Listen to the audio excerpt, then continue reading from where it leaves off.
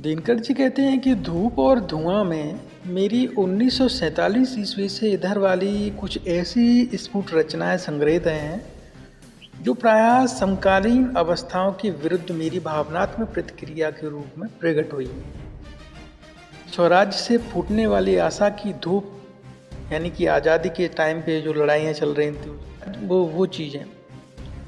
तो स्वराज्य से फूटने वाली आशा की धूप और उसके विरुद्ध जन्मे हुए असंतोष का धुआं, ये दोनों ही इन रचनाओं में यथास्थान प्रतिबिंबित हैं। अतएव जिनकी आंखें धूप और धुआं दोनों को देख रही हैं, उनके लिए यह नाम कुछ निरर्थक नहीं होगा। चाहिए तो यह था कि कविताएं रचना के कालक्रम के अनुसार ही सजाई जाती, मगर यह नहीं करके मैंने कई ऐसी कविताओं को आरंभ में ही रख दिया है जिनकी रचना हाल में हुई है।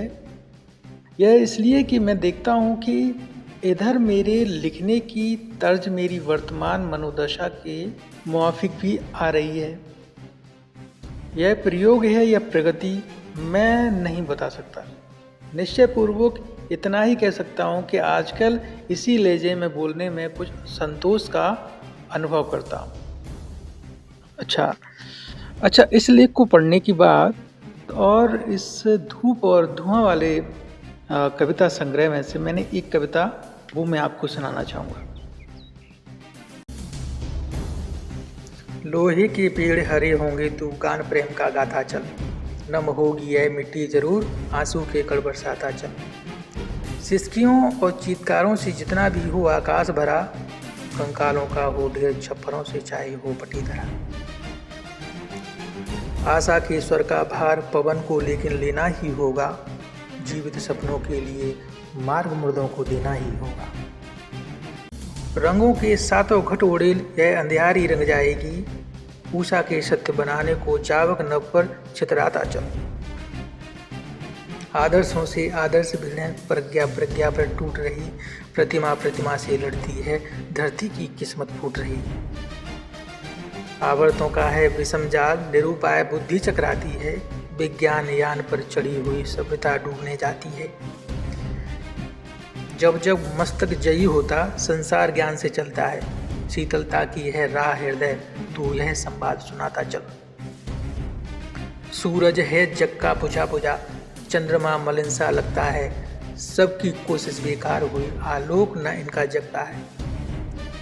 इन मलिन ग्रहों के प्राणों में कोई नवीन आभा भर दे, जादूगर अपने दर्पण पर घिसकर इनको ताजा कर दे।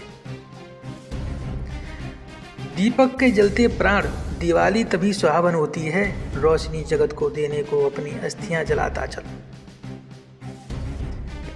क्या उन्हें देख विस्मित होना जो हैं अलमस्त बहारों में, फूलों को जो हैं गूंथ रहे सोने चांदी के तारों में। मानवता का तू विप्र गंध छाया का आदि पुजारी है, वेदना पुत्र तू तो केवल जलने भर का अधिकारी है। ले बड़ी खुशी से उठा सरोवर में जो हंसता चांद मिले, दर्पण में रचकर फूल मगर उसका भी मूल चुकाता चल।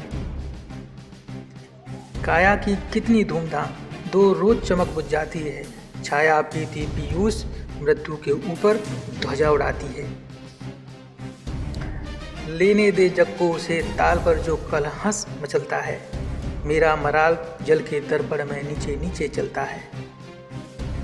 कनकाब धूल झर जाएगी वे रंग कभी उड़ जाएंगे, सौरभ है केवल सार उसे तू सबके लिए जुगाता चल। क्या अपनी उनसे होड़ अमरता की जिनको पहचान नहीं, छाया से परिचय नहीं और गंध के जग का जिनको ज्ञान नहीं।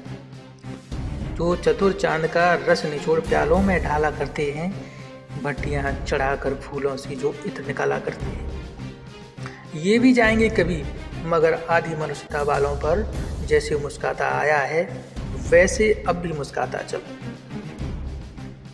सभ्यता अंग पर छत कराल यह अर्थ मानवों का बल है, हम रोकर भरते उसे हमारी आंखों में गंगा जल है। सूली पर चढ़ा मसीहा को वे फूला नहीं समाते हैं, हम सबको जीवित करने को छायापुर में ले जाते हैं। भीगी चांदनियों में जीता जो कठिन धूप में मरता है, उजाली से पीड़ित नर के मन में गोधूल बसाता चल।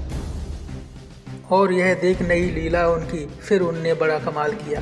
गांधी के लोगों से सारे भारत सागर को लाल किया। जो उठे राम, जो उठे कृष्ण, भारत की मिट्टी रोती है।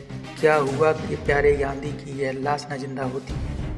तलवार मारती जिन्हें, बांसुरी उन्हें नया जीवन देती, और जीवन शक्ति के अवमानी यह भी कमाल दिखाता चल।